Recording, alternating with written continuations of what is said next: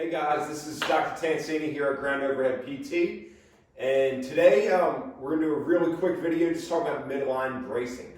Okay, midline bracing or bracing your core is commonly talked about and thrown around in many different circles, many different gyms you've probably been to, and if you haven't heard that term before, then it's probably a pretty big shock to me personally. You know, we hear it all the time. Tighten your abs, tighten your core, tighten your back. All those things are cues and verbal cues to try and get you to stabilize the midline of the body so that you can, one, be safe, but two, move as much load as possible and be effective with transfer of load through that midline. Okay, so what is the midline? Okay, when I'm talking about midline, we're talking about anywhere from about here all the way down to about here. Okay, so think it comprises the hips, the pelvis, the lumbar spine, all the way up, starting to trickle up in through that thoracic spine as well. Okay, now, why do we need it? Okay, why do we need a braced spine? Okay, well, one, we want to protect the spine.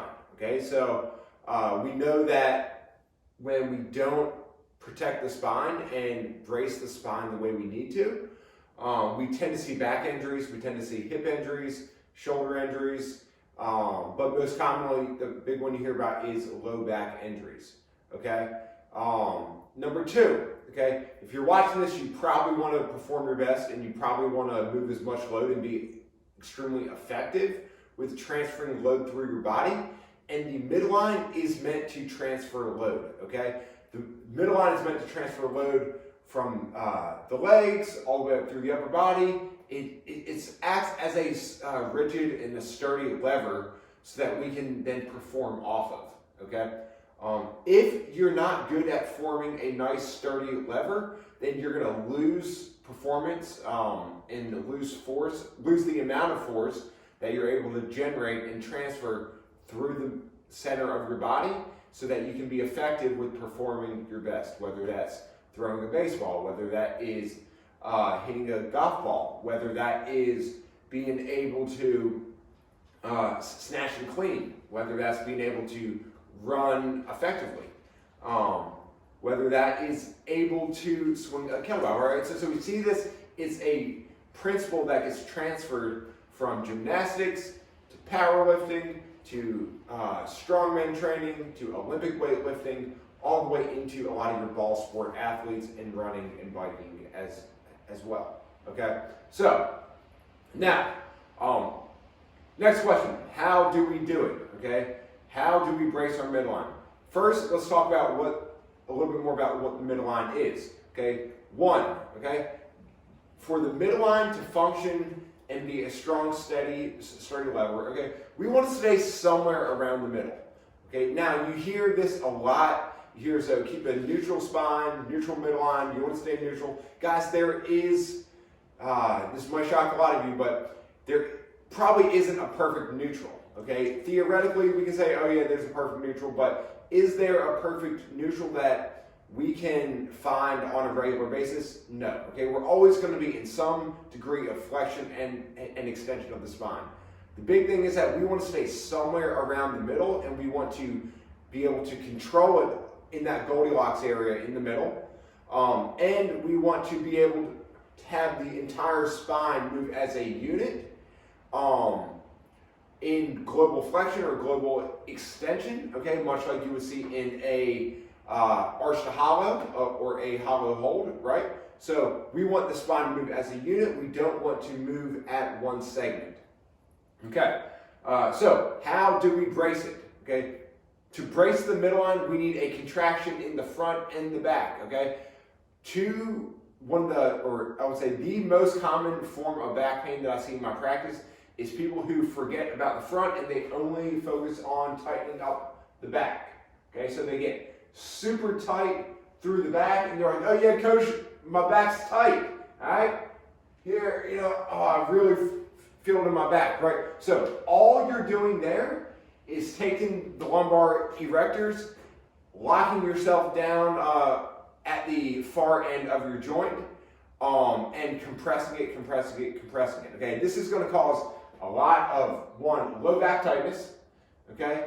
And it's gonna cause your erectors to absolutely fire up when you're doing any kind of deadlift, kettlebell swing, snatch, clean, okay? On top of that, you might feel a lot of pressure as you're pressing overhead. You might say, oh man, like that just didn't feel right on my back. You got too far extended, causing a little bit too much compression through those individual segments, then causing you back pain, okay? You do this chronically over time, or you do this in one huge instance, and we start seeing numbness and tingling down the legs. We start to see this chronic back pain that just doesn't go away. We start seeing a massive hypertrophy through those lumbar erectors over time, simply because the hypertrophy is from the body, it's starting to adapt to it, but it doesn't mean we necessarily want to live there, okay? Now, don't get me wrong, we need a strong lower back, okay?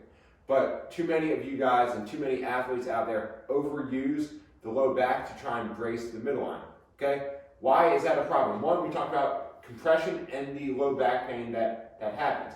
But two, as you extend that lumbar spine, the ribs flare, okay? As soon as the ribs go up, the front core abdominals, they stop working as well, okay? When they don't work as well, we see this huge tilt of the pelvis forward, okay? And then what do you notice? We have an automatic degree of hip flexion, which is the complete opposite of getting any kind of hip extension and powerful hip extension that we need in a snatch, a clean, a kettlebell swing, any kind of explosive movement that we're trying to drive the hips forward with the glutes to essentially create force, okay? Now, if you're constantly here and then you're constantly doing one of these numbers, we've all seen them in the gym, okay? That's tons of shear forces on the back, and we're moving mainly at that one or two segments. So with that, it's gonna get super, super fired up. The body doesn't like it. You're not gonna be as strong, and you're gonna end up having to miss time in the gym because of that problem, okay? Next problem, okay? As you extend the spine and we're in a little bit more hip flexion, okay? We said the back of the hip doesn't work quite as well, okay? Now you're gonna have a harder time controlling the entire limb, so the knees are gonna wanna start caving in a little bit more, okay? You're gonna feel a lot of pressure through the front of the hip, okay? Maybe a lot of tightness as you hit the bottom of that squat, okay? As you're doing, say like a hollow hold or like midline work, the front of your hips might actually start to fire up because you're overworking that area, because your midline isn't working as well, okay? We'll start seeing a little bit more internal rotation through that femur, okay? Once again, increasing the pinching in the front of the hip, causing a lot of athletes to experience this chronic hip pain that they feel over and over and over and over again, okay? Now, we can keep on going down the chain. We're talking about it affects the knee, so looking at huge prime cause of knee pain also starts at that midline. Go down to the foot and ankle, right? So a lot of problems through the arch, through the ankle, through the foot, through the plantar fascia, right? All derive from that midline. Okay, so pretty important stuff. We can even come up the chain. We talk about as we get here, we have a harder time stabilizing the shoulder. Okay, start seeing shoulder pain, elbow pain, etc. Okay, so that is the why, a huge, long, kind of drawn out why behind it. Okay, now what we need to do is we want to pull the rib cage down. Okay, this is how you functionally brace the midline. If you're standing here, okay, whether you're about to do a deadlift, a snatch, or anything to where you're standing up, okay, we ultimately want to think about pulling the ribs down, okay, and being braced here. Now, we can then talk about, okay, then being able to then stack a nice stable hip on top of that midline, or stack a nice stable shoulder on top of that midline. But for today's video, all we're talking about is the midline. So, big thing here, ribs down in front, okay? And as you do that, you're probably going to start to feel that butt actually start to squeeze a little bit more for you and just get a little bit more rigid, okay? With that ribs down, the midline is going to be in a relatively neutral position, which one is going to protect your back, and two, allow you to produce more force and support more loads and perform better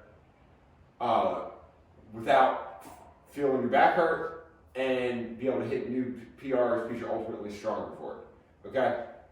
So, some common questions that I get when I start to teach this concept, and when you'll probably start to experiment with it. One, brace the midline, but I feel like I'm hunched over, okay? Guys, it's important to realize that one, we've got to be able to disassociate, which means separate, the lumbar spine and the thoracic spine, so the upper and the top, right? So right here, we're talking a lot about the bottom. Now, we should be able to squeeze the midline down, keep those ribs down, and keep a relatively nice, braced, erect upper thoracic spine, okay? Now, what we tend to see is a lot of people with chronic mobility problems, especially in the thoracic spine, cannot actually get their thoracic spine extended. Okay, so what's the big compensation there is, boom, they're told to keep your chest up, keep your chest up, keep your chest up. So we throw our chest up, we can't get it from the upper back, so we get it from the lower spine, the lumbar spine, and puts us in that same position we don't want to be into. Okay, so side note, work on the thoracic spine. Okay, now, if you've got mobility, work on keeping the rib cage down, but then learn how to disassociate and keep that thoracic spine in a more extended position, okay? This is gonna help you so much when you go Olympic lift and do anything in the gym, okay? Now, here. Also, the thoracic spine, okay, has a natural kyphotic curve. So what that means is it's naturally a little bit flexed forward, and that's normal, okay? So squeeze here, okay, you're gonna see a little bit around in someone's upper back, and guys, that's okay. But the upper or the thoracic spine in general is meant to flex. And, you know, I'll save this for a different video, but it can accept a lot of load in a little bit flexed posture. Look at the strongest power lifters out there in the world. Look at strongmen who are constantly picking up stones and these other super heavy objects that are awkward. Most of them normally have a little bit of flexion through their thoracic spine, but in that lumbar spine, they're nice and braced in either a little bit, you know, somewhere around that Goldilocks area. Okay? So, the next thing I get is, man, this is hard. I can't breathe. How the heck am I supposed to lift like this? One, because it's tough for you. Like bracing the midline is a skill. You need to practice it. You need to then use progressions and regressions to take you from the ground up, so you can learn how to use it in a snatch, clean, running, overhead squats, you name it. You need to build a progression to get you there, okay? And then use, maybe back off weight a little bit and actually train braced midline so that you can then perform better in the long run. Remember guys, fitness is an infinite game. So work on the things you need to win to maximize your ability to play the game the longest, and so you can perform your best the longest over time. So guys, I hope that helped. I hope that made sense for a lot of you. If it didn't, send over a message. I'll be happy to reach out, or I'll be happy to sit down or jump on something and talk with you about it, and how you can most effectively brace your spine, and so that you can, one, perform your best, and two, stay healthy for the long run while you perform your best. So guys, thank you so much for watching, and I'll catch you next time. This is Dr. Tansini at Ground Overhead PT, and I'll see you later.